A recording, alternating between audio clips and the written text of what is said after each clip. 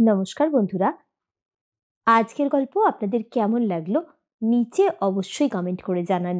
আরও কী ধরনের বা কীরকম গল্প আপনারা শুনতে চান তাও কমেন্ট করে আমাকে জানান। আর আপনাদের পছন্দের গল্পগুলো শেয়ার করে নিন পরিচিত বন্ধুবান্ধব বা আত্মীয় স্বজনের সঙ্গে। শুরু করছি আজকের গল্প, পুতুল। সেদিনটা ছিল সকাল থেকেই মেঘলা।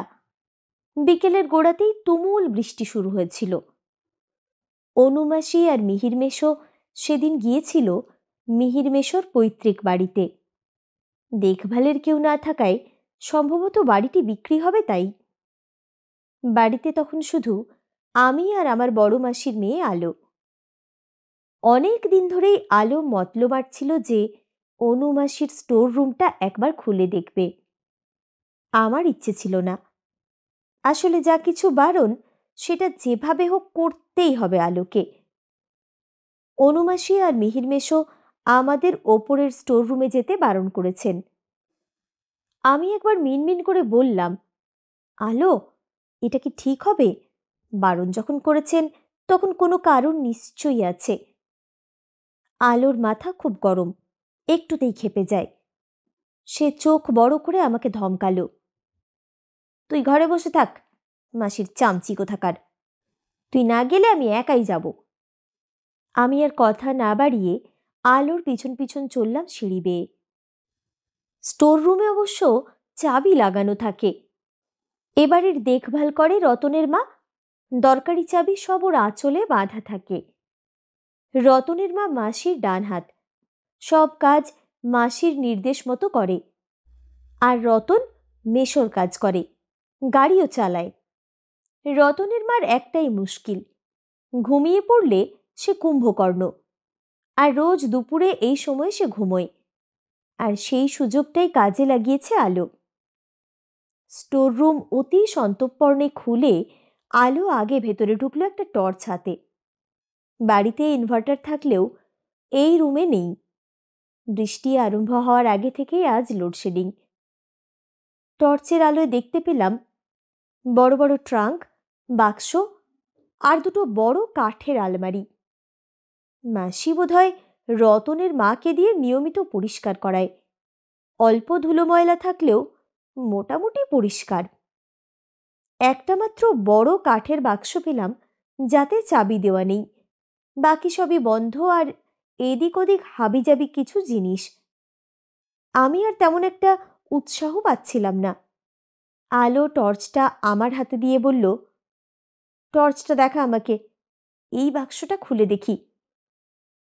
আমি বিরক্ত হচ্ছিলাম, কিন্তু আলোর মেজাজের কারণে কিছু বললাম না। আর এমনিতেও আমি শান্তিপ্রিয় মানুষ। বাক্সটা খুলতে একটা বড় বাদামি ডায়েরি দেখা গেল। ওপরে সোনালি অক্ষরে লেখা মনিভা। মনিভা আমাদের একমাত্র মামার স্ত্রী, এখন আর নেই। মামা মামি বিদেশে থাকতেন, তাদের নিজেদের কোনো সন্তান ছিল না। তারপর দেশে ফিরে কোনো একটা যেন আদিবাসী অঞ্চলে কী সব কাজ করতেন। দুটো এনজিওর সাথেও যুক্ত ছিলেন। তারপর একদিন নিজেদের ঘরেই নাকি কেমন অস্বাভাবিক মৃত্যু হয় দুজনের। পুলিশ তদন্ত করেছিল, কিন্তু কিছুই বের করতে পারেনি। আমি আর আলো সেই সময় অনেক ছোট, এসব বোঝার মতো ক্ষমতা ছিল না। পরবর্তীকালে বড়দের কথাবার্তা থেকে যেটুকু আন্দাজ করেছি। মামির ডায়েরিটাতে খাপছাড়াভাবে সাংকেতিক ভাষায় কিছু অক্ষর ছাড়া কিছুই নেই। আর কিছু জামাকাপড় আর মোটা মোটা ইংরেজি বই। হঠাৎ করেই একটা পুরনো চাদরে মোড়া কিছু একটা হাতে পেল আলো। খুলে বের করলো একটা মেয়ে পুতুল। অদ্ভুত দেখতে। এমন পুতুল আমি অন্তত আগে কোনোদিন দেখিনি। টর্চের আলোয় আরো অদ্ভুত লাগছিল। খানিকটা বিয়ের কোণের মতো সাজ। লাল শাড়ি পরা পুতুলটির সবচেয়ে অদ্ভুত হলো চোখ দুটো। কেমন একটা হালকা বাদামি পাথরের মতো জিনিস দিয়ে তৈরি চোখ। দেখে কেন জানি না গাটা শিরশির করছিল। মনে হচ্ছিল পুতুলটা যে কোনো সময় জ্যান্ত হয়ে কথা বলবে। আমি চোখ সরিয়ে নিলাম। আলো কিন্তু গুপ্তধন পাওয়ার মতো খুশি হয়ে গেল। বলল, এটা মনে হয় কালো জাদু করা ভুডু পুতুল, জানিস তো, দেখ কি অদ্ভুত দেখতে। আমি মা আর মাসিকে বলতে শুনেছিলাম একবার, মামি নাকি কালা জাদু জানতো, আর সেই সব করতে গিয়েই তো অকালে চলে গেল মামা আর মামি। আমি বলে উঠলাম, তুই ওটা রেখে দে আলো, চল নিচে যাই, আমার ভয় লাগছে, রতনের মা উঠে গেলে আমাদের খুঁজবে।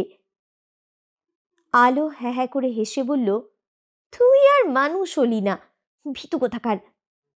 এই পুতুলটার নিশ্চয়ই কোনো বিশেষ ক্ষমতা আছে, এটা আমি নিজের কাছে লুকিয়ে রাখবো, তুই কিন্তু কাউকে বলবি না, বললে তোর ওপরেই কালা জাদু করে দেব। আমি আলোর কথার কোনো উত্তর দিলাম না। পুতুলটা নিয়ে আমরা স্টোর রুম বন্ধ করে নিচে নেমে এলাম। বৃষ্টির বেগ আরও বেড়েছে বলে মনে হলো। মনে হয় না অনুমাসী আর মিহির মেশো আজ রাতে আর ফিরতে পারবে। আলো পুতুলটা নিজের আলমারিতে জামা কাপড়ের মধ্যে লুকিয়ে রাখল। তারপর পাকা হাতে চাবিটা আবার রতনের মার আঁচলে বেঁধে দিল। মিনিট পাঁচেক পরে রতনের মা উঠে পড়ল। একটু পরে আমাদের দুধ আর ব্রেড টোস্ট দিয়ে গেল। আমি হাঁপ ছাড়লাম। যাক, রতনের মা কিচ্ছু টের পায়নি। আলোর অবশ্য কোনো হেলদোল নেই যথারীতি। আলো আর আমি প্রায় সমবয়সী, মাস্তুতো বোন। অনুমাসী, আলোর মা আর আমার মা 3 বোন। গত বছর আমার আর আলোর বাবা মা একসঙ্গে গাড়ি নিয়ে পুরী গিয়েছিলেন জগন্নাথ মন্দিরে পুজো দিতে। কি নাকি একটা মানত ছিল। আমরা দুজন অনুমাসীর বাড়িতে ছিলাম সেই সময়ে। ফেরার পথে একটা ট্রাকের সঙ্গে সংঘর্ষে সব হারিয়ে গেল আমাদের একসঙ্গে। অনুমাসী আর মিহির মেশোর কোনো ছেলে মেয়ে নেই। মা বাবাদের মৃত্যুর পর বছরখানেকের একটু বেশি হলো আমি আর আলো এখন এখানেই থাকি। মেশো এখানেরই একটা নামকরা স্কুলে আমাদের ভর্তি করে দিয়েছেন 11-এ। এমনিতে ওরা খুবই ভালো মানুষ, যথেষ্ট করেন আমাদের জন্য। তবুও কেন জানি না আলো মাসি মেশোকে পছন্দ করে না। আলোর মেজাজ আর উড়নচণ্ডী স্বভাবের জন্য মাসি মেশো ওকে একটু চোখে চোখে রাখেন বলেই হয়তো। পুতুলটা নিচে নিজের কাছে নিয়ে আসার দিন তিনেকের মধ্যেই আলোর মধ্যে একটা অদ্ভুত পরিবর্তন শুরু হয়েছে লক্ষ্য করছিলাম।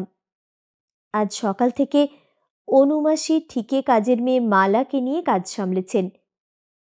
রতনের মাকে গত 1 বছরে কোনো দিনও অসুস্থ হতে দেখিনি। আজ সকাল থেকে মাথা ধরেছে বলে নাকি শুয়ে আছে।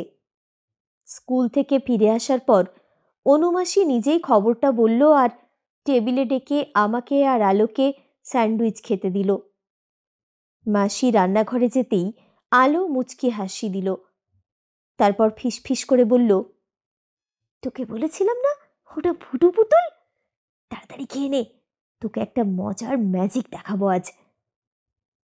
আমি আলোর চোখ মুখ দেখে ভয় পাচ্ছিলাম। তাহলে কি রতনের মাকে ওই কিছু? খাওয়া শেষ করতেই মাসি এসে বলল, এবারে তোমরা ক্লাস 12-এ, পড়াশোনায় মন দাও। আলো, স্কুল থেকে তোমার ক্লাস টিচারের কল এসেছিল, তুমি নাকি আজকাল ভীষণ ফাঁকি দিচ্ছ পড়াশোনায়, এরকম যেন আর না শুনি। তোমার বাবা মা ডাক্তার ছিলেন, তোমাকেও তাদের যোগ্য মেয়ে হয়ে উঠতে হবে। মাসির কথা শুনতে শুনতে আমি আর চোখে আলোর দিকে তাকালাম একবার। ওর মুখ চোখ শক্ত হয়ে আছে। আমার কেন জানি না আলোকে দেখে ভয় করছিল। নিজেদের রুমে এসে আলো বলল, আমার কাছে এখন অস্ত্র আছে, বেশি কথা বললে অনুমাসীকেও ছাড়ব না, তুই দেখে নিস। তবে তার আগে ওই ক্লাস টিচারের ব্যবস্থা করব। আমি ভয়ে ভয়ে বললাম, তুই ঠিক কি করতে চাইছিস বলতো? আলো বিচ্ছিরি একটা হাসি দিয়ে আমাকে বলল, দেখ তাহলে। ও আলমারি থেকে পুতুলটা বের করলো। তারপর ইশারা করে আমাকে দেখালো পুতুলটার মাথায় রতনের মার কয়েকটা চুল কেটেও জড়িয়ে রেখেছে।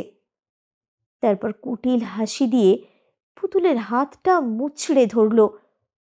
আর কয়েক মুহূর্তের মধ্যেই আমি রতনের মার চিৎকার শুনতে পেলাম, সেই সঙ্গে অনুমাসির গলা। কি হয়েছে রতনের মা? আমি আতঙ্কে দৌড়ে বেরিয়ে যেতে যেতে দেখলাম আলো কঠিন মুখ করে তখনও পুতুলের হাতটা ধরে আছে। পরের দিন রতনের মার ডান হাতটা প্লাস্টার করতে হলো। ভালোই ফ্র্যাকচার হয়েছে। অনুমাসি সত্যিই খুব অসুবিধের মধ্যে পড়ল। আমি চেষ্টা করি কিছুটা মাসিকে সাহায্য করার। সপ্তাহখানেক বাদে আমাদের 12-এর ক্লাস আরম্ভ হবে। তার মধ্যেই আলোর শিকার হলো আরেকজন, তবে এবারে অল্পের ওপর দিয়ে। আলোর জামাই সেদিন পড়ে ফেরার সময় পাশ দিয়ে যাওয়া গাড়ির জন্য জল কাদা ছিটকে লেগেছিল। কাদার ছিটে লেগেছিল ওর নাকেও। পাশের বাড়ির অমিতা দিদি বারান্দা থেকে দেখে হেসে ফেলেছিল। বেশি কিছু না, আলো কায়দা করে ওর এক টুকরো কাপড় ছেঁড়া জোগাড় করে পুতুলটার পা মুছড়ে দিয়েছিল। অমিতাদির সামনের মাসে বিয়ে, ভাঙা পা নিয়ে জেরবার বেচারি। স্কুল খোলার পর হঠাৎ একদিন আমাদের ক্লাস টিচারের হাতটা বোর্ডের সাইডের একটা খুলে যাওয়া জায়গার কোণে লেগে সামান্য কেটে যেতেই আলো যেভাবে দৌড়ে গেল ফার্স্ট এইড আনতে, আমি তখনই বুঝেছিলাম ওর মাথায় কিছু প্ল্যান আছে। তারপর বাড়িতে ওর ড্রয়ারে ম্যামের হাতের রক্তমোছা তুলো রাখা দেখেই ভয়ে শিউরে উঠলাম। ইচ্ছে করছিল তুলোটা কোথাও ফেলে দিই ওর চোখের আড়ালে, কিন্তু আজকাল আলোকে আমি ভয় পাচ্ছিলাম। তবে আলো এতটা প্রতিহিংসাপরায়ণ হয়ে উঠবে আমি ভাবতেই পারিনি। আমাদের ক্লাস টিচার হঠাৎ ক্লাসের মধ্যেই হার্ট ফেল করে মারা গেলেন। আলো সেদিন স্কুলে যায়নি একটু জ্বর জ্বর বলে। আমি নিশ্চিত জানি এটা আলোরই কাজ। আমি কিছুতেই ভেবে পাচ্ছিলাম না এই মারণ খেলা থেকে ওকে কিভাবে আটকাবো। দিনে দিনে ও আরো বেপরোয়া হয়ে উঠছে। এরই মধ্যে আমাদের একটি বন্ধু আলোকে তার নাচ নিয়ে খোঁটা দেওয়ায় এবং ম্যাথস ম্যাম ওকে বকাবকি করায় দুজনেরই হাত পা ভেঙে দিয়েছে ও।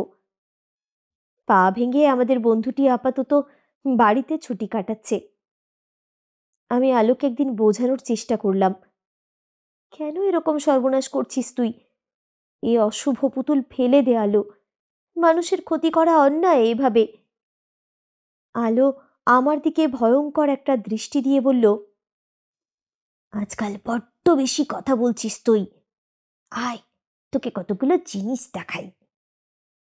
আলো আমাকে বের করে দেখালো কয়েকটা ছোট বাক্সে রাখা মণিমাসির বাদামি চুল, মেশোর কাটা নখ আর রতনের লালচে চুল। তারপর আরেকটা বাক্সে রাখা আমার কোঁকড়া চুল দেখিয়ে আলো নিষ্ঠুরের মতো হাসল। আমার বুকের রক্ত জল হয়ে গেল। আলো বলল, আমার সাথে বেশি চালাকি করলে তুইও ছাড় পাবি না। একদিন আমার হাতে সুযোগ এলো। অনুমাসী আলোকে নিয়ে গেল স্কুলের নতুন ইউনিফর্ম বানাতে। ওর পুরনো ইউনিফর্মটা খারাপ হয়ে গেছে। নিচে যথারীতি রতনের মা ঘুমোচ্ছে।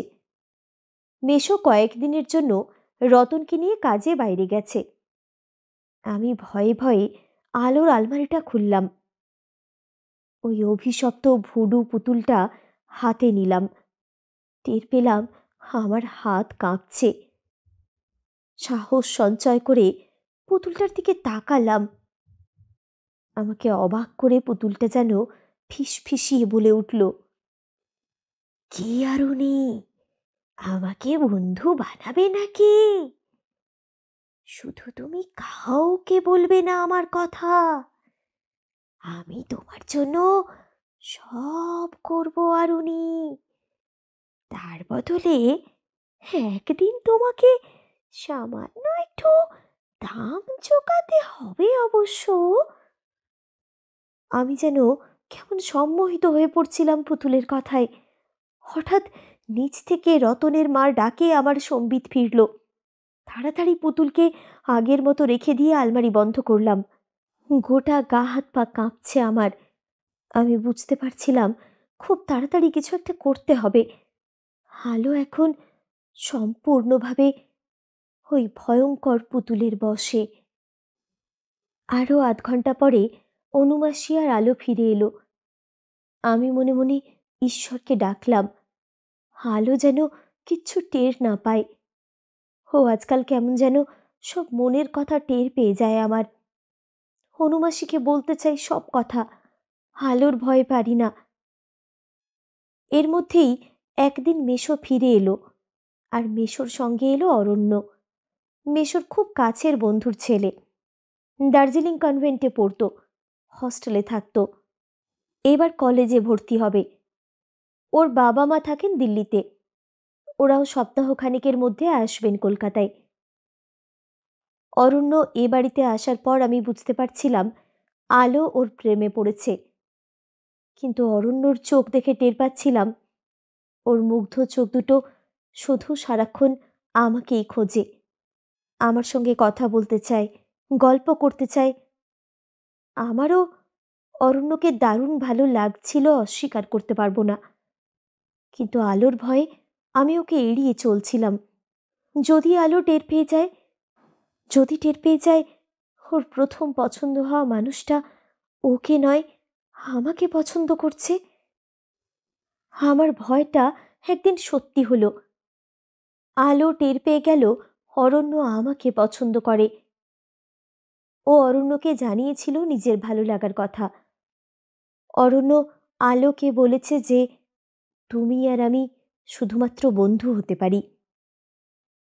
তারপর আলো একদিন অরণ্যর মুগ্ধ দৃষ্টি লক্ষ্য করে ফেলেছে আমার জন্য, যখন ও সেদিন চাঁদনি রাতে মেশোর অনুরোধে আমার জন্মদিনের অনুষ্ঠানে গান গেয়েছিল।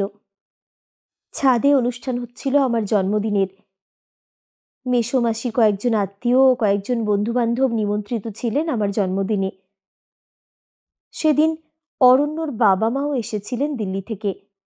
আগামীকাল ওরা চলে যাবে। আলো পুরোটা সময় কেমন ছটফট করছিল। আমার আবার ভয় লাগছিল, ভীষণ ভয়। রাতে রুমে ঢুকতেই দেখলাম আলো পুতুলটা হাতে নিয়ে বসে একা একা হাসছে। ওর হাতে একটা পিন। আমার ভেতরটা কেঁপে উঠল। বললাম, আলো কি করছিস এসব, রেখে দে।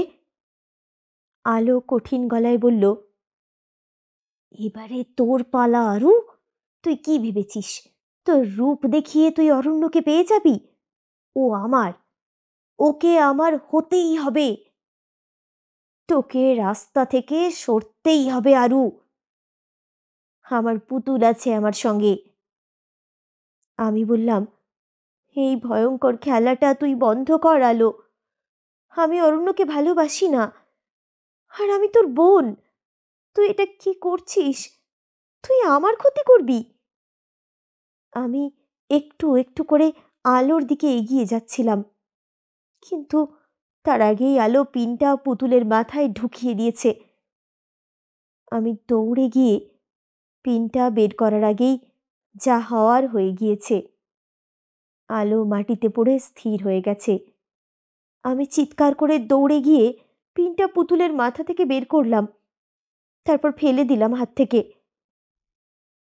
হ্যাঁ, আমার চুলের জায়গায় আমি সেদিন আলোর চুল রেখে দিয়েছিলাম। আমাদের দুজনেরই চুল একই রকম, তাই আলো খেয়াল করেনি। আমার চিৎকারে মাসি, মেশো, রতনের মা দৌড়ে এলো। গেস্ট রুমটা 3 তলায়, তাই অরণ্য আর ওর মা বাবা কিচ্ছু টের পাননি। অনুমাসী পুতুলটাকে বাড়ির পেছনে একটা বকুল গাছের অনেকটা নিচে পুঁতে দিয়েছেন, রাতের অন্ধকারে চুপি সারে রতনকে দিয়ে। আলো চেতনাহীনভাবে হাসপাতালে ভর্তি আজ 1 মাস। ডাক্তাররা এখনো তেমন কোনো আশা দেখতে পাচ্ছেন না। আমি আর মাসি মেশো প্রতি সপ্তাহে 2 দিন করে আলোকে দেখতে যাই। বড্ড মন খারাপ হয়। আলোকে আমি ভালোবাসি, তবে নিজের চেয়ে বেশি নিশ্চয়ই নয়। তবুও সর্বশক্তিমান ঈশ্বরের কাছে রোজ প্রার্থনা করি, তুমি আলোকে ভালো করে দাও। গত সপ্তাহে অরণ্য এসেছিল, আমাকে তার ভালোবাসার কথা জানিয়েছে। আমি অস্বীকার করিনি, কিন্তু একটা অজানা ভয়, একটা আতঙ্ক আমাকে স্থির থাকতে দেয় না আজকাল। কোনো কোনো দিন মাঝরাতে ঘুম ভেঙে গেলে কানের কাছে পুতুল যেন আমাকে ফিস ফিস করে বলে, আরো আমাকে বের করে নিয়ে যাও, আমি তোমার বন্ধু হতে চাই। আরো, শুনতে পাচ্ছ? আরো, আরো, এসো।